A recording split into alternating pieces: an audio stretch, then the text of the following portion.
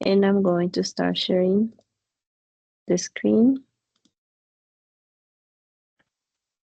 Can you see the screen? Yes, we do, Professor. Yes, teacher. Thank you very much. Good evening to everyone. We are here tonight to start our first web conference on international negotiation strategies. My name is Angela Piedad Suarez Torres. I'm from SEA Duitama, which is in Boyacá. I'm the course director, but we also have the course tutor, that is Professor Vivas. Sorry. I'm professional on international relations from Universidad del Rosario, specialized on European studies from the same university, and I have a master's degree on international politics from Newcastle University in the United Kingdom. I speak English, French. I have basics in German and also Italian. We have our course tutor, Professor Javier Gerardo Vivas Prieto, which is tonight with us. And I would like you to make your presentation, please, Professor. Let us know who you are. Okay, thank you, Professor Angela, and welcome and good evening to all of the students. My name is Javier Vivas. I'm the tutor for this course. I'm currently located in Ibagué, Tolima.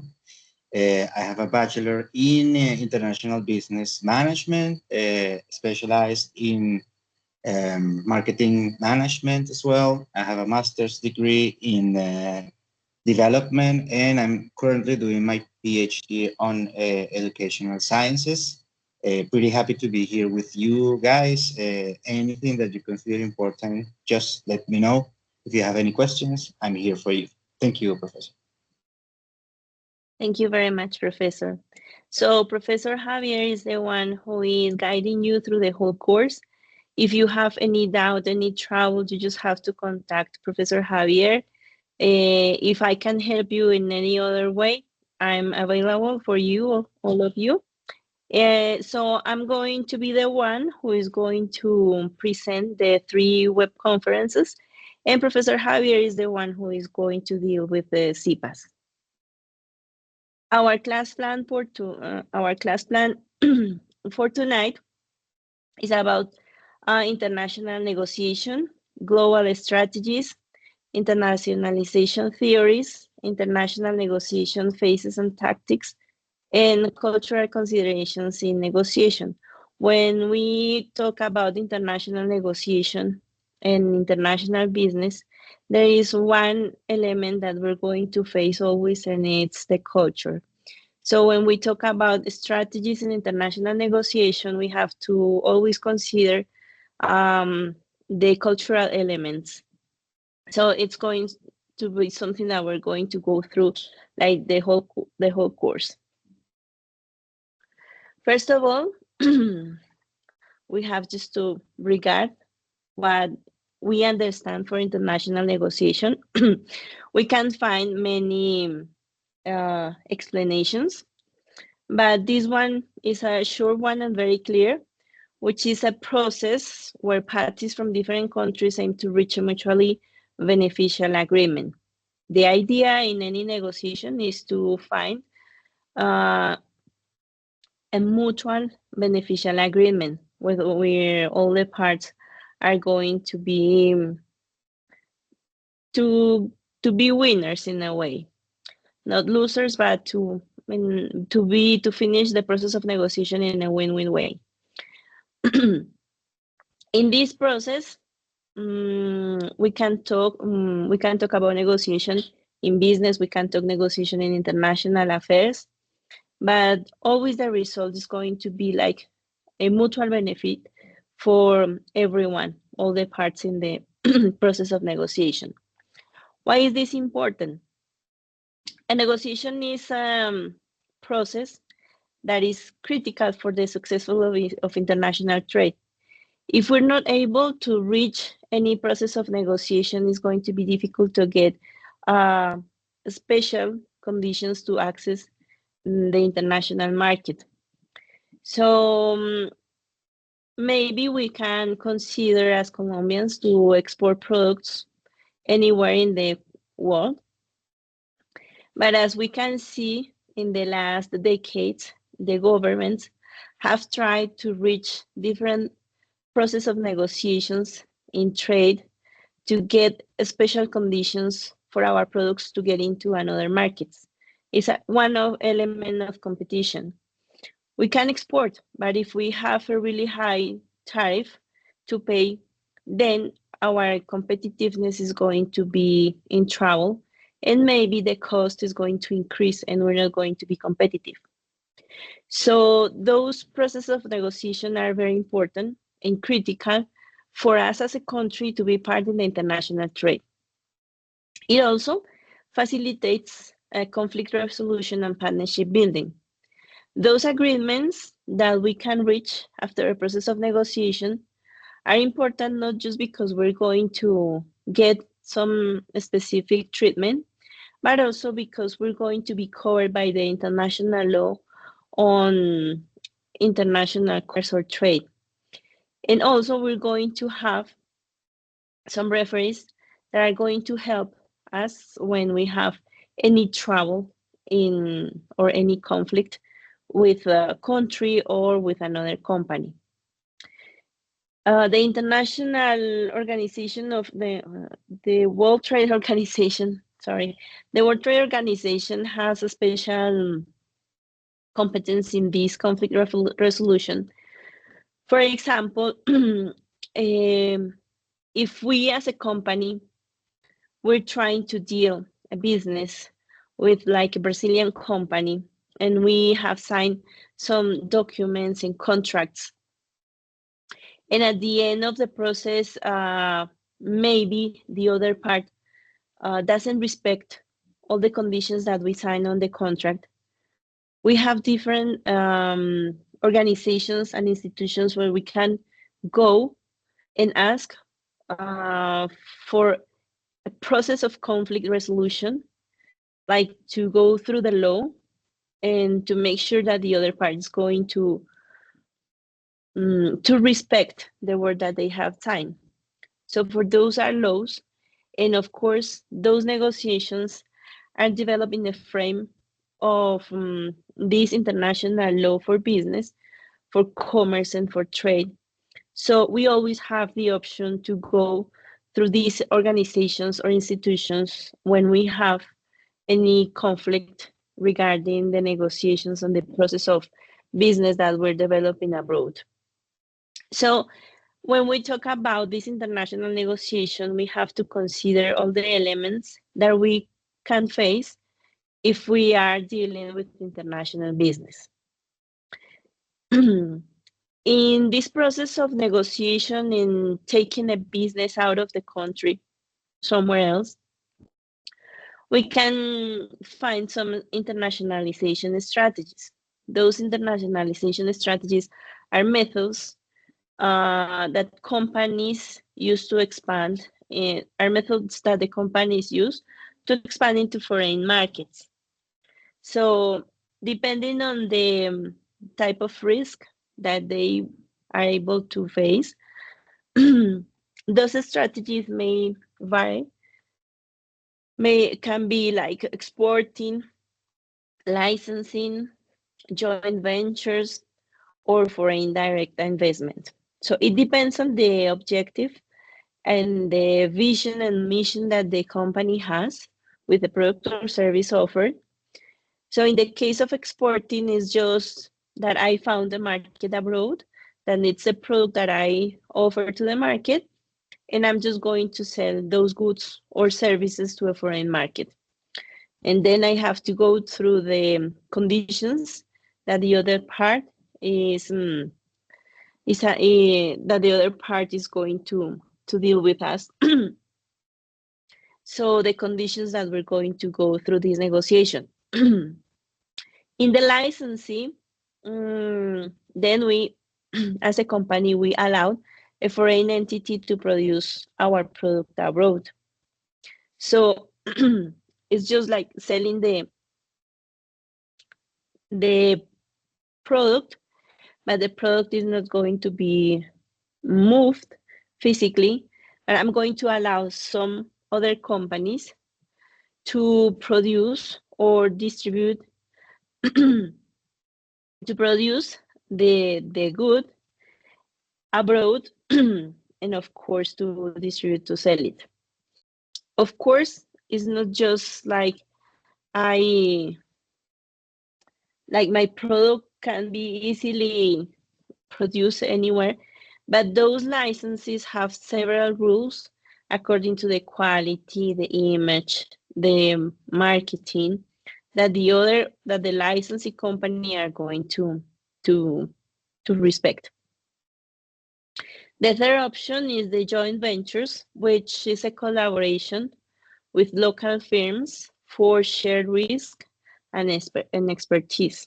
So it's like the word says, is joint. It's a joint work between companies. The one who owns the product or the service, and the other one who wants to get access to and to work together in the process of selling and distributing the product or the good or the service, sorry. And finally, the foreign direct investment, which is investing directly in foreign assets or companies. In this one, we can see more like there is more foreign direct investment when there is a rich economy that wants to invest in the development of new businesses or potential businesses somewhere else in the world, that sees that has a great potential of growth, and of course that the utility is going to be high. In this case of foreign direct investment, we think more in a maybe political, economical way, like between countries. And we can see it, for example, foreign direct investment might be like international multinationals, like Chinese or American multinationals, that want to invest in Colombia in the development of a new public infrastructure project. So they invest and they know that they're going to get good income after the investment. So those are like very high investments that big organizations in the world or really big multinationals have the ability to deal with. Well, now if we are thinking about international negotiations, of course we need to design strategies.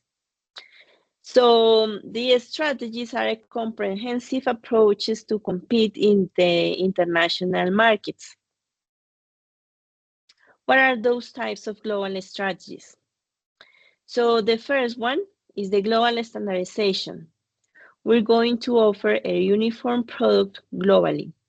So those are strategies that we're going to use depending, of course, on the type of product or good or service that we are offering or that we want to take it into the international market. One example of this uniform product that we're going to offer in the international market is Apple, or we can see like Samsung too, because those are the same products. We're going to find the same product. It doesn't depend where we are. We're going to find the same one. The mobile phones, they're not going to change maybe the language, but still we can choose any language in our mobile phone.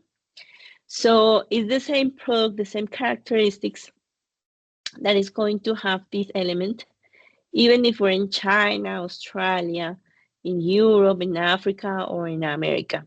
So that's the standardization of the product is going to be the same, offered anywhere in the world. The second strategy is about localization.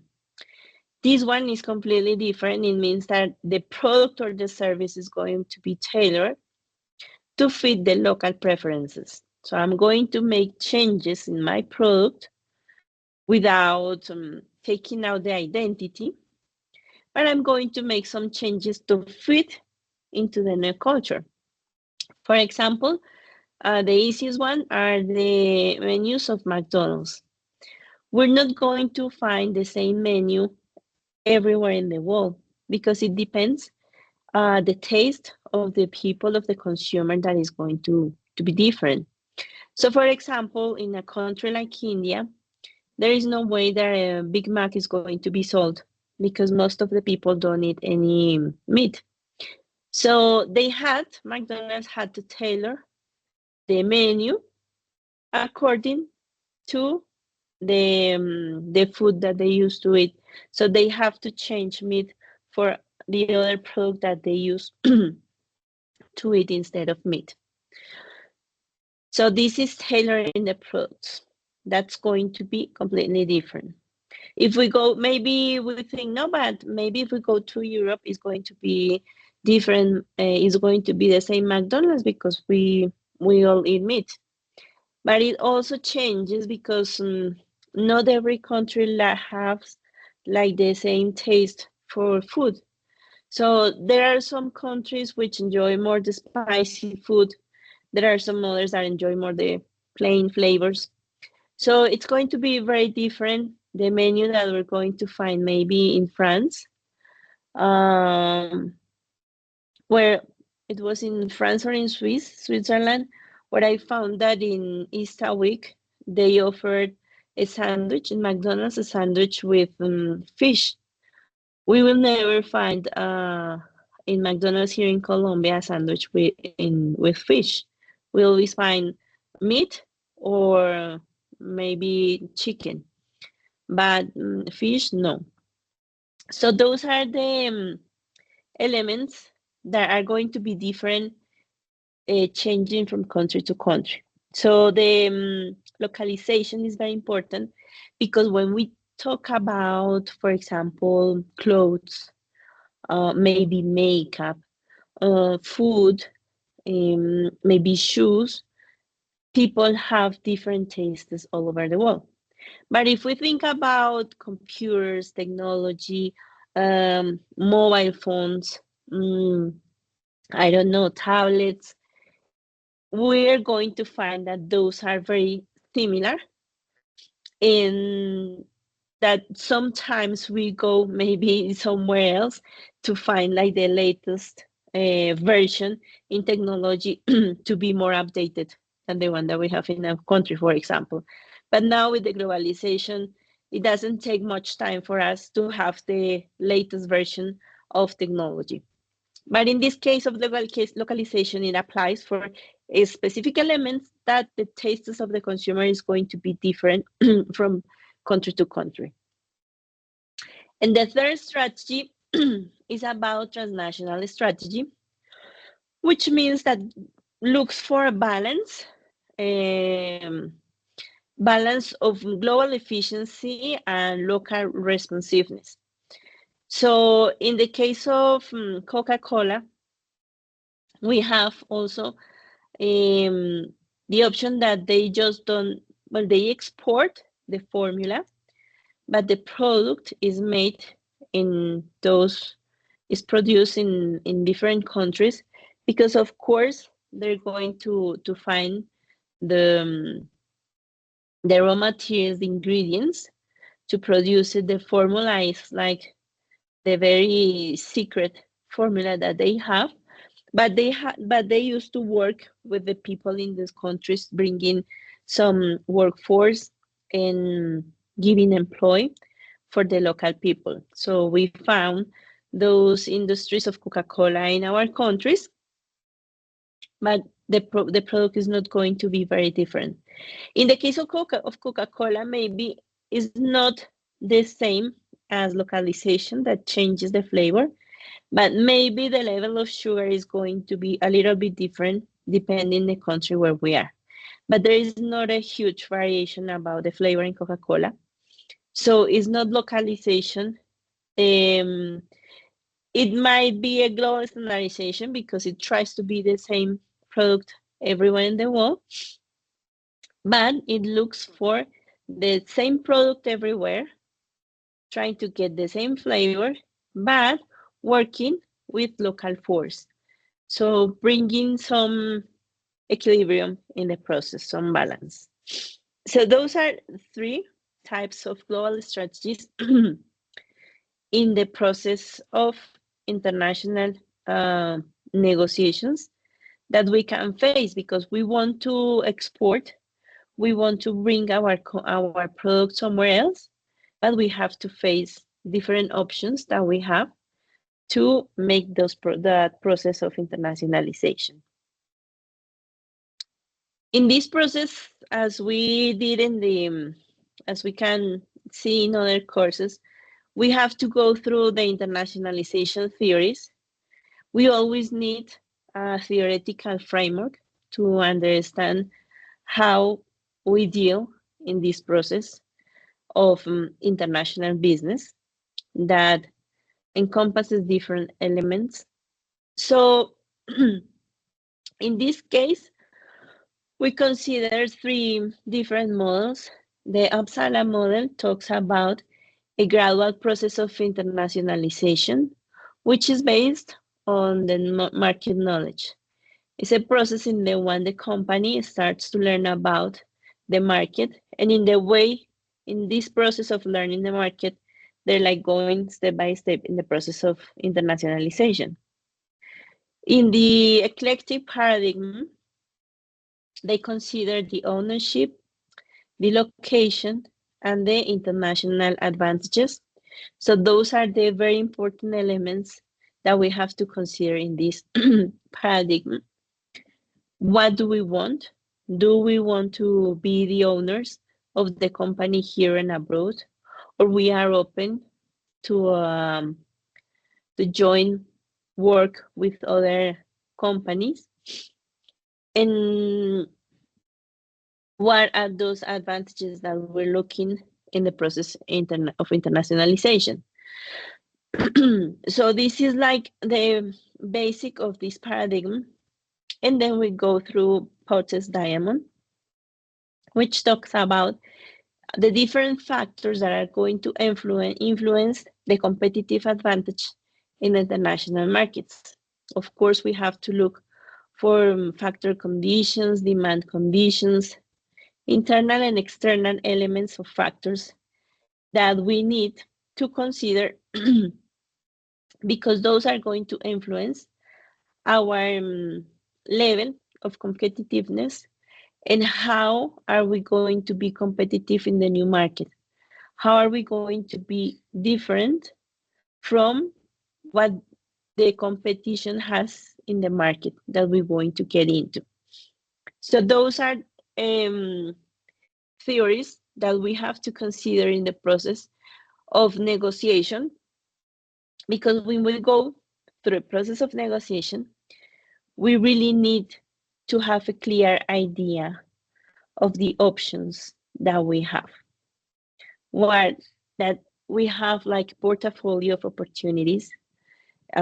We have different ways to go through the internationalization process, but we also need to know what are the important elements for us to keep and what are the elements that we are able to negotiate.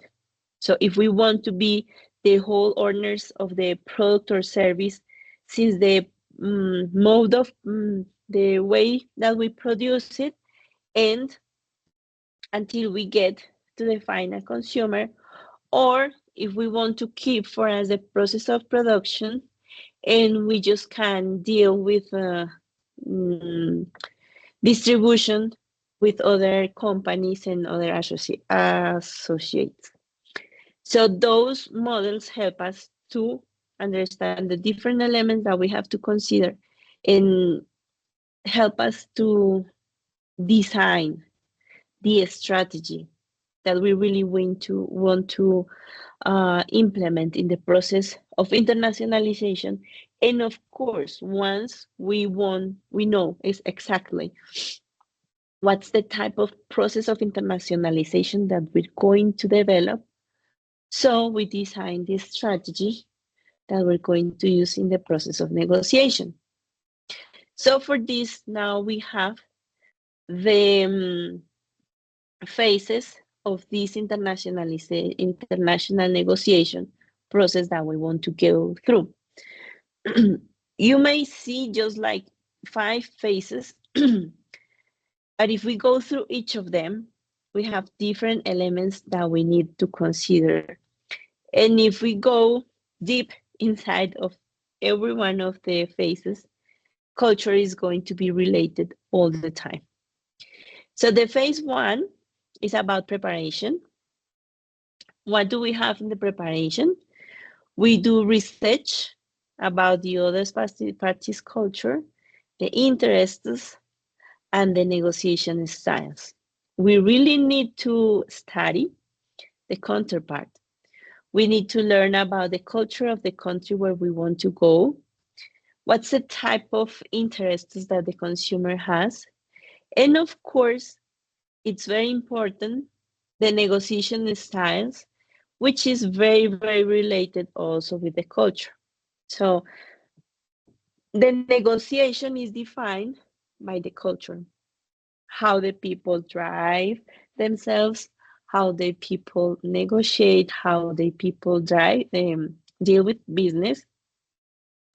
So we really, in the process of preparation, we really need to read, to study, to learn about the other country, the culture, the tastes, what they prefer, the type of life that they have.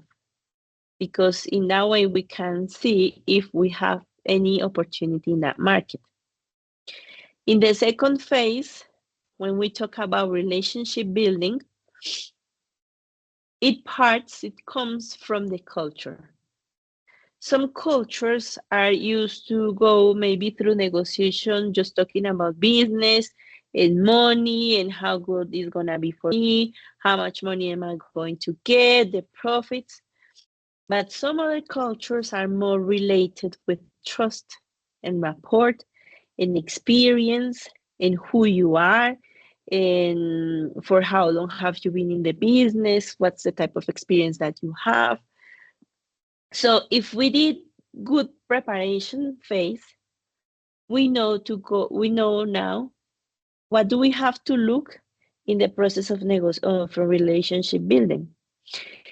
If we see that they don't care much about this building of trust or establishing trust, we can just go to the third phase. But if we see that this is a culture where they need to establish first a relationship between partners, we have to take more time to learn more about the process of the negotiation styles and how are we going to build that relationship. How are we going to build that trust between the different parts of the negotiation? For example, there is a big difference between Western and Eastern cultures. In general, we can consider that Western cultures, they try to go more like straightforward, but still they may look for the knowledge of the experience of the company, how much time the company has been in the business, if they're already in the process of internationalization, if they're selling those products somewhere else. But when we go to the Eastern countries like China, maybe, for them to build a relationship is very important. To be able to trust the other part is very important. So for them, to go straight forward to the process of negotiation is not good. First, we have to become friends, kind of friends, to let them know who we are, but not who we are like company. I'm the company X and I have experience in the business. No, it's who Angela is. If I'm a mother, if I'm single, if I have family, if I have kids, which age, and what do we do, what do we enjoy. And most of the times, for example, with Chinese people, the first meetings are going to be around a dinner table. It means we go to a restaurant, a round table, we share food, we learn about the life of each other, and then we start to build this relationship and to build that trust and rapport, which is different from other cultures. We're not going to talk about the business, we're not going to do the negotiation in that moment, and it's going to take time.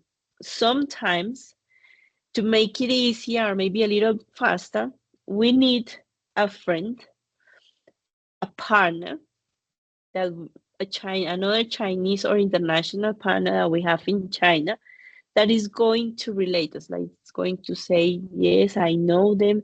They're very they we can trust. We have a trust relationship now for 10 years. We've been working in this, we're doing that. Someone who is going to give that trust about us to the counterpart.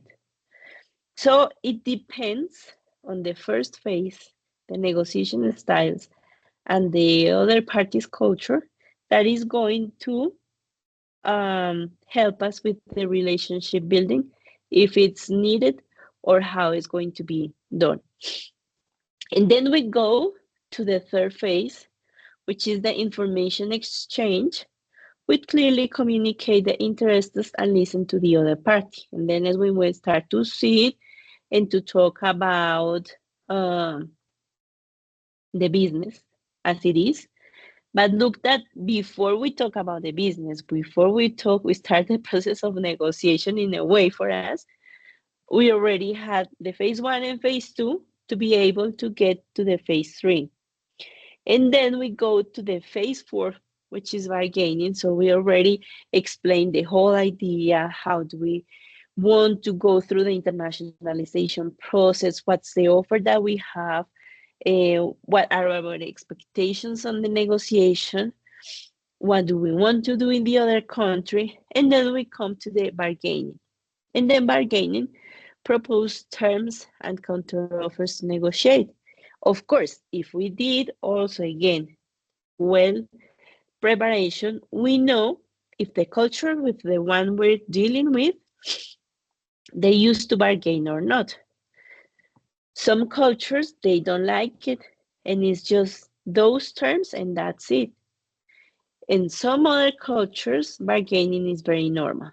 So we have to understand if we are able to do this bargaining stage and how, in which conditions. Some countries, they're used to bargain, so we have to start with a very high proposition, opportunity, and conditions to be able to go low and low and to get like a middle, get in the middle. But there are others that if we go for a very high expectation, then they're going to say, okay, we're not interested, thank you very much, and bye-bye.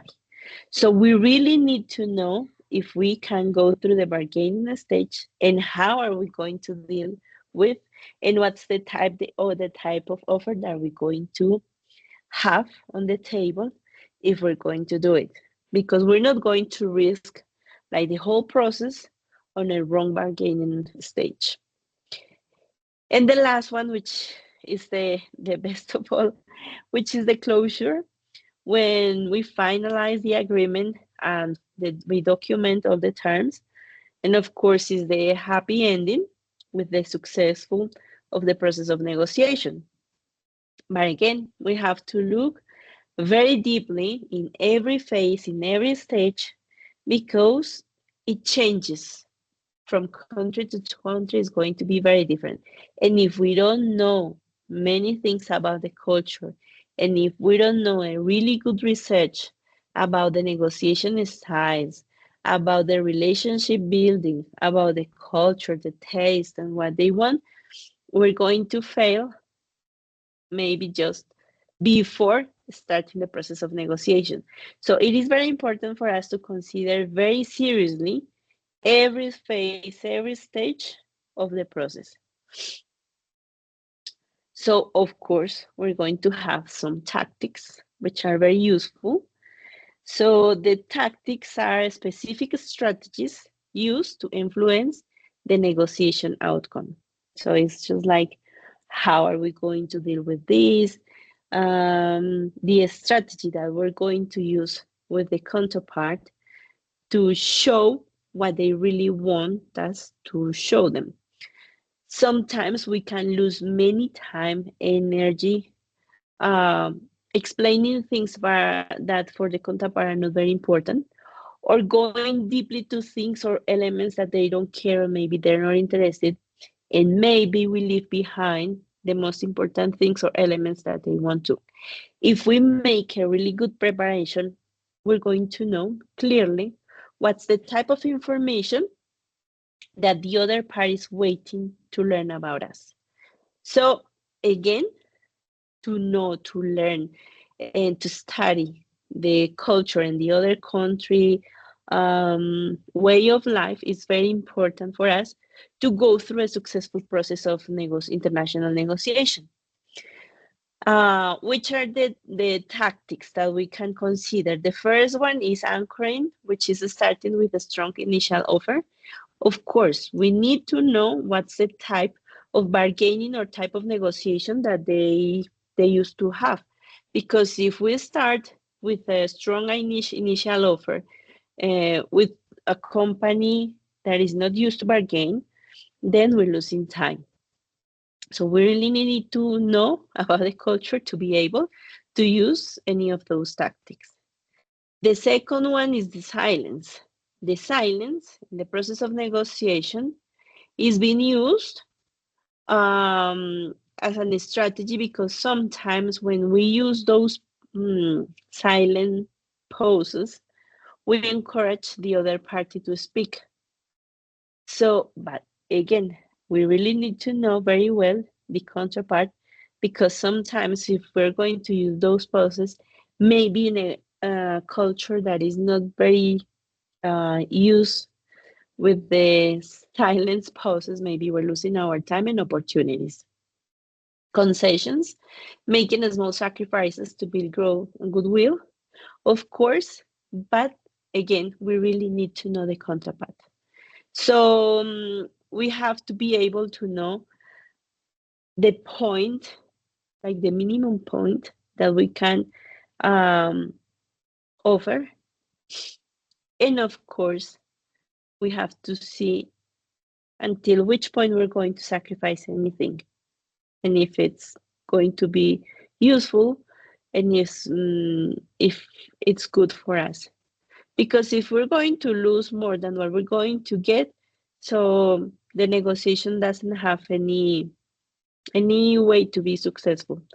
So it is very important to know, to be sure about our capabilities and what can we do and until which point we're going to stop. Where are we going to stop in the process of bargaining or giving concessions?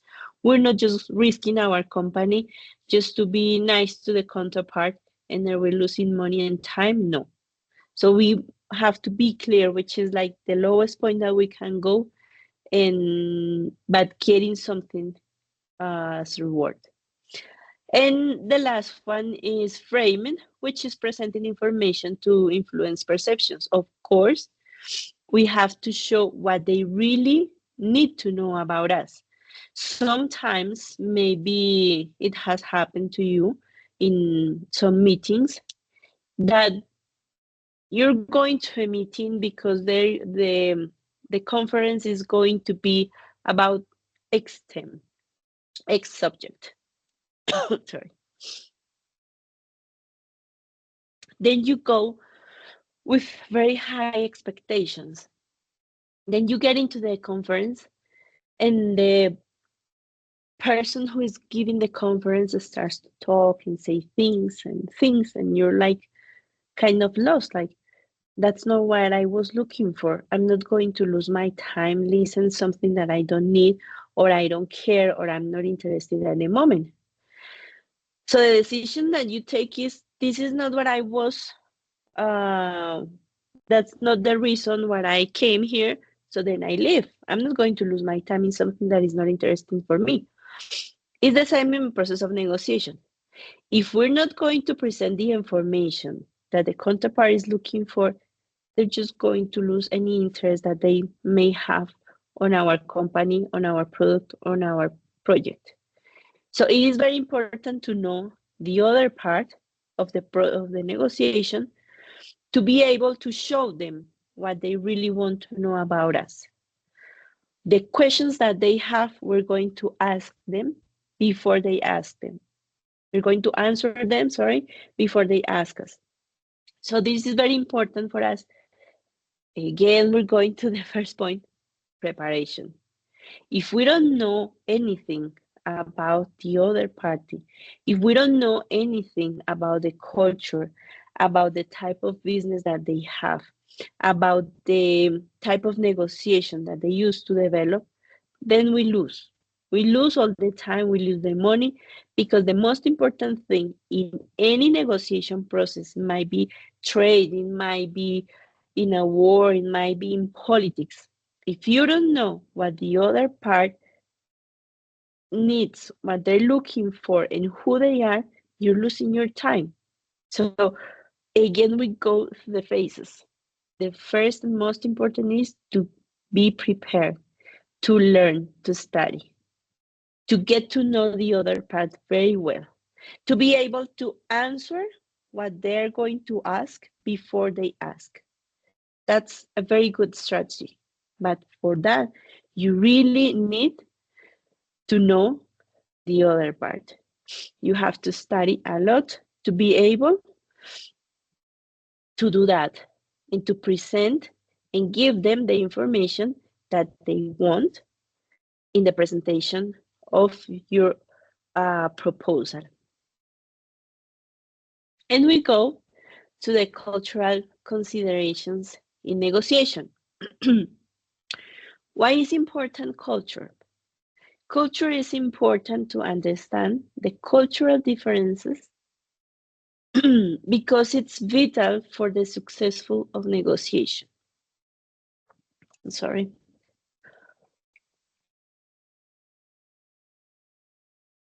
The culture plays a crucial role in shaping the process of negotiation, the style of negotiation, the strategies, the outcomes in the international context.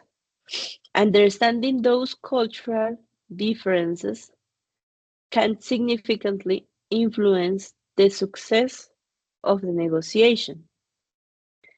The culture values influence the tactics used during the negotiation.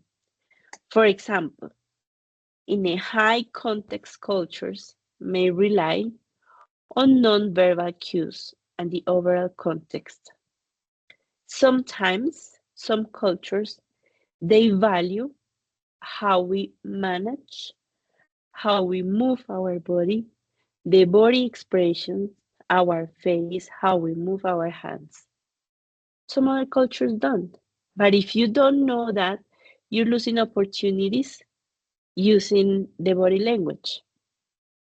Some other low context cultures, they're going just to focus on the explicit verbal agreements.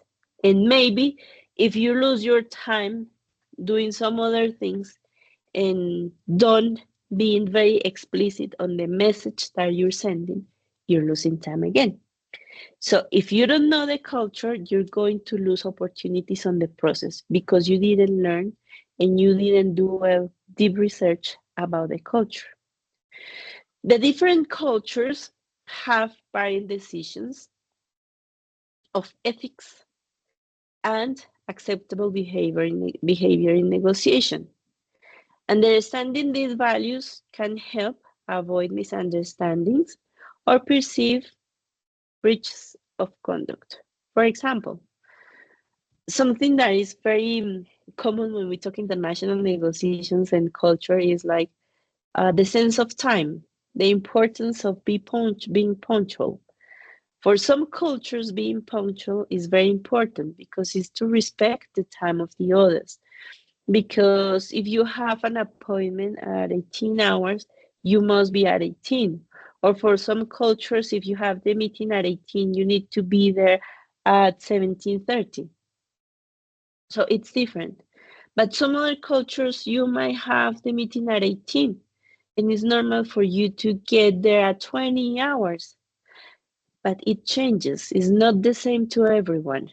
So we really need to make a really deep research about the culture and, for example, this element of time, the sense of time. Some cultures you're going to have very long meetings. Some other cultures, they just go through the point and they don't want to lose much time on long meetings. So those are tiny elements that may decide the successful or failure in the process of negotiation. Being culturally aware allows negotiators to adapt their strategies and approaches, leading to more successful outcomes. Demonstrating the respect for the other culture can foster goodwill and open up opportunities. Of course, the respect for the other culture is very, very important. We have to show that. We have to show that for us it's important how they are. And of course, they're going to do the same with us. They're going to respect that. But if we're going to be intrude in their culture, in the elements that are very sacred for them, so we're going to have troubles, and of course we're going to lose opportunities of negotiation in the international arena. So it's very important. Culture is a very, very important element to get a successful process of negotiation in international business. That's the clue. If we don't know anything about the culture, we're losing our time and money. So culture is very, very important. Hofstede's cultural dimensions help us to understand a lot of things from the other cultures that sometimes we don't think that those are important, but they do. One is, for example, the power distance, how the power is distributed in a culture. Some cultures are very like pyramid, some are very flat. So companies in countries are very pyramidal, so there is a lot of bureaucracy. And the head is the one who's going to take the decisions. But some others are very flat. So all the people has like the same power, and it depends on their knowledge and the responsibilities that they have that they're going through the process of negotiation. So there is no difference if you talk with with A or B. But in the case of the very bureaucratic structure, the power is going to be held on the head. So if you don't talk to the head, you're not doing anything. For example, this power distance is very important. Individualism versus collectivism, the emphasis on personal versus group interests. The individualistic cultures, for example, the American culture, talking about the United States, may prioritize personal goals and decisions, while the collectivist culture, more related like China and India, they emphasize on group consensus and harmony. This can affect how proposals are evaluated and accepted. So look that sometimes we don't see that those elements are very important, but when we talk about international negotiation, it's very important to know elements like those. Uncertainty avoidance, how cultures deal with ambiguity. So it is important in the process of negotiation to know how every culture is going to deal with it. Masculinity versus femininity, the distribution of emotional roles. So it's not the same for us to deal with an American company compared with a Chinese or Japanese company.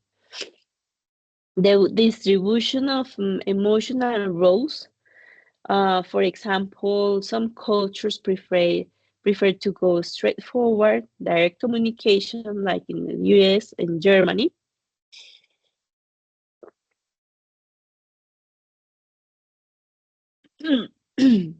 While others relied on subtlety and context, like Japan and China. Misinterpretations can arise if the negotiators do not adjust to their communication styles accordingly. So those elements are very important to be considered when we're talking about international negotiations.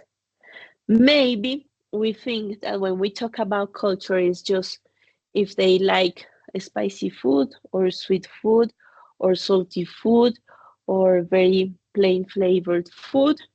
But culture goes beyond that.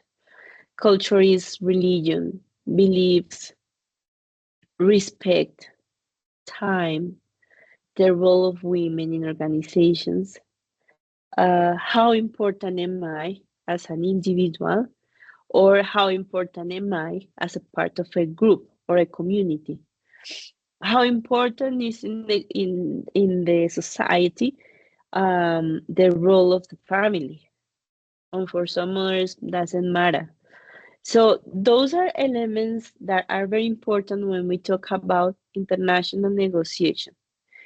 International negotiation in business and politics, because when we go through politics is similar and more complex, because it also deals with the priorities and of course who has the power. And in companies we go and it's like small state, of course. So we have to look through several cultural elements when we want to go through the process of negotiation in an international arena, and when we talk about international business. International business is not only logistics and marketing and data and technology, but we have to face every single element. Uh, every single element is going to be um, related with the being, with the individual, the person. So it is very important for us to know those different elements of the culture. Okay? Do you have any questions by now?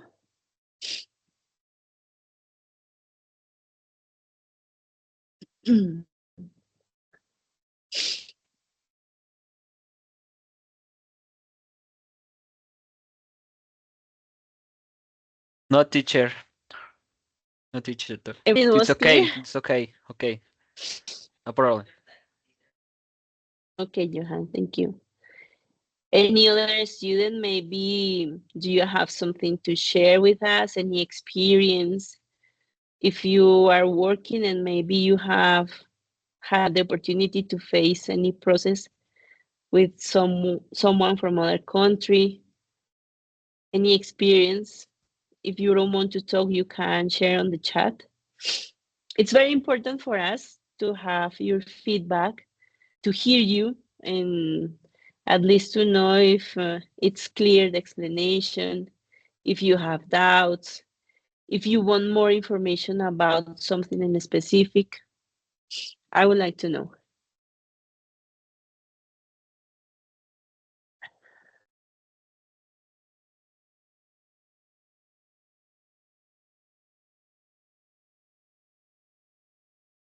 I see the yes, yes, Lina, come on. Hi, teacher. Good evening.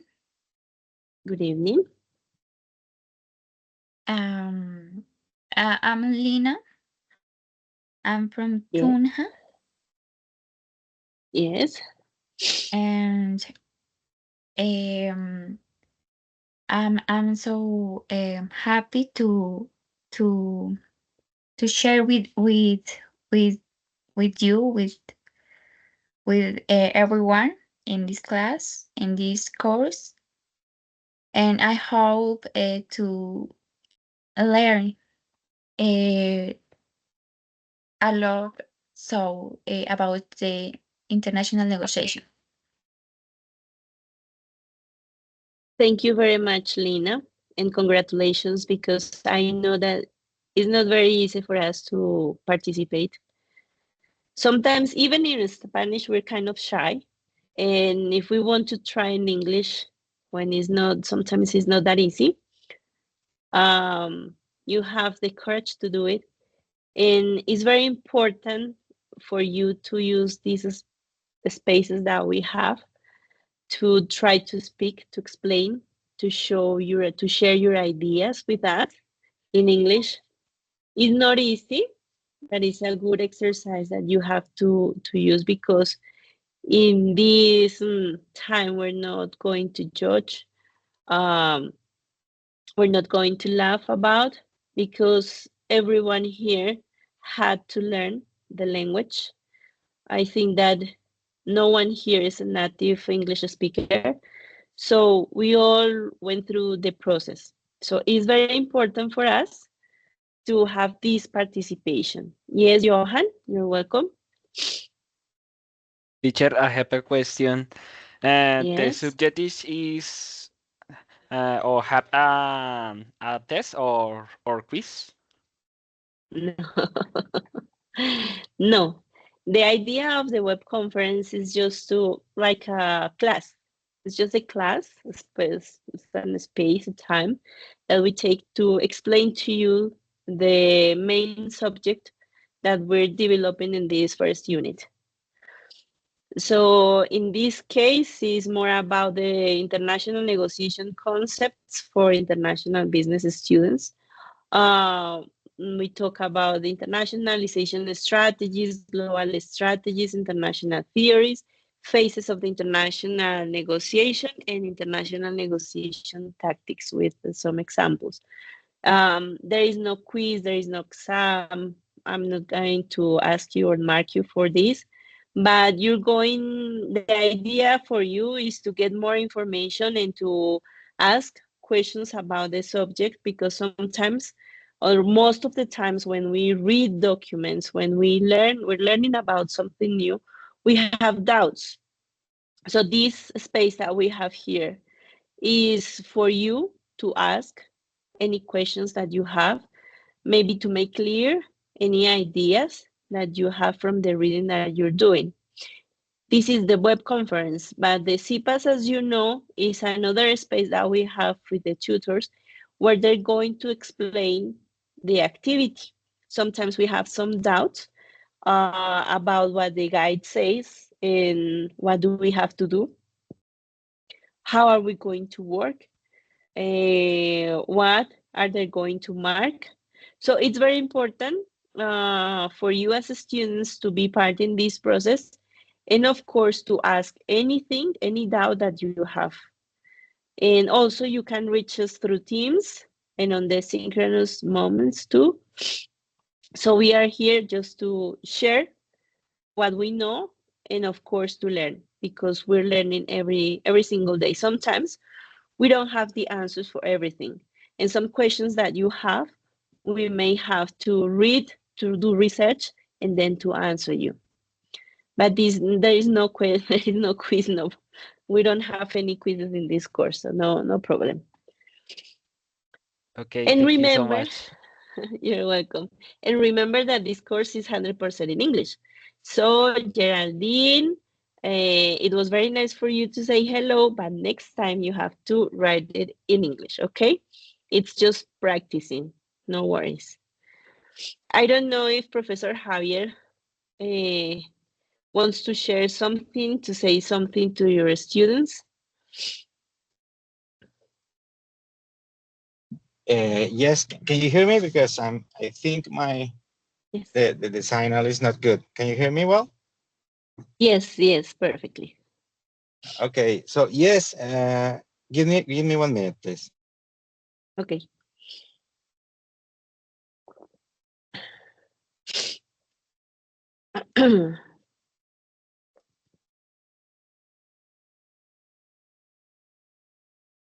Okay, so firstly, thank you, Professor Angela, because we can tell that you're not 100% in a good condition. So I know that you're doing a great effort to do this class. So thank you for that. The other thing that I wanted to tell the students is that you need to practice. This is something that we talked yesterday in the other conference. The only way to be good in English is trying, making mistakes, trying to communicate, not only reading, but also trying to speak. That is good. So it was really super good that Lina and Joanne tried to, and they did it, to communicate in English, because this is super, super important. And also, I really like this course because when you study international business, most of the times you feel you are studying just management. You know, it's pretty similar to management, but this course is what make international managers different. It's getting to know how negotiation in international scenarios work, and this is super important. Sometimes when we talk about, for example, licensing or franchising that we talked earlier, we live that every day. We just don't know. For example, if you buy notebooks for your kids or for yourselves, and you have a marble notebook, you know, it's not Marvel selling notebooks. It's maybe Norma, that is a Colombian company that pay a license to Marvel to use the brand and the logo and the pictures of Marvel superheroes. So actually, international business, international negotiation is everywhere. So please look for examples around you in the supermarket or maybe in your work. That is going to be super helpful for you to understand how international negotiation work. If you need anything, again, please just let us know. We are here for you. If you want to practice English, try to reach us in Teams and maybe we can have a conversation. And that's the way you become a master, you know. In English, there is a saying that practice makes perfect. And it's true. Only by practicing you will be in the spot that you want to be in English. So thank you, Professor Angela, for this space. And I'm going to be inviting you to CIPAS later on this month. So I want you to be there, like eager to learn. Thank you. Thank you very much, Professor Javier. I want to thank everyone that is in here because I know that sometimes it's not easy for you to have the time to connect. Maybe you're still in your job, you're on the transport, you're going home or you're going to your job, but you have the time just to connect and to listen to us. As Professor Javier was saying, it's very important for you to practice. The practice is the only way that we can master a language. We can learn a lot of grammar, and we can read and we can understand. And the problem that we have then is when we have to speak to someone else and to get our ideas in the environment and to the other one to make us understand to the others. So thank you very much for everyone here. If you have any troubles, doubts, just contact us through Teams, through the institutional ways. We're going to be sending you some information about CIPAS that is going to be about business in Italy. I'm going to share that information with you and of course with Professor Javier, which is another space that we have to learn about things of the process of negotiation in different cultures, and is open to all the students in international business program. You are all invited for in the next 16th of September for the celebration of the International Business Day. So please just connect with this event, with this academic project that our director has, which develops every year with different country, and this year the country is Italy. So we are going to learn a lot of things from Italy, which is very important. It's another culture, another way of negotiation, and many things that we can learn about this country. So you're all welcome. I'm sharing the information on the news forum of every course. Please check those forums. And also I'm sharing the information through the email in the platform. Good night to everyone. And we're going to be sharing this later on this week, the recording of this web conference. Thank you very much and have a good night, everybody. Have a good night. Good Bye. evening. Thank you so Thank you. much.